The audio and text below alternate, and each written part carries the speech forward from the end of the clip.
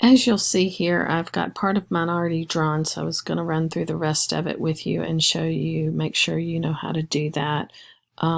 This point is 53.5, 47.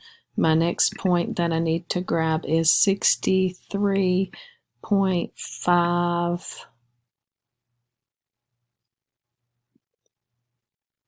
So 63.5, 48. So 63.5, 48. There's that one. And it was 0.34, so I'm going to get that extra one off. And my last point is 73.5 and 50. 73.5 and 50. So 73.5 and 50. And there is that point. Okay, now once I've done that, I like to go grab my segment, and I go ahead and create my segment by just clicking the segment button and then dot dot. And then I come back and put those right on top and make sure I've still got the same numbers, 65.5, 48, I believe that one was, yes. Okay, and again, I'll show you that again.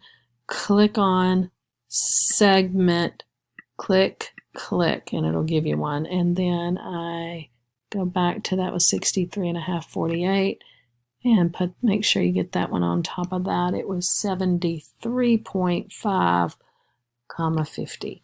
Okay, so now I'm pretty sure that I've got all those correct, and I can finish up. What you can always do is come back over here and look at your points and make sure you've got the right points, and you can actually even change it if it's not. Here's my points. 64 was not one, so I'm getting rid of that. So that's an extra one on there. 64 was not one, so I'm getting rid of that. 73.5, 50. 73.5, 50. I have two of those, so I'm going to get rid of that. So just go in and clean it up and make sure you've got, in this case, there should have been 6 points listed. And then you have 1, 2, 3, 4, 5 segments.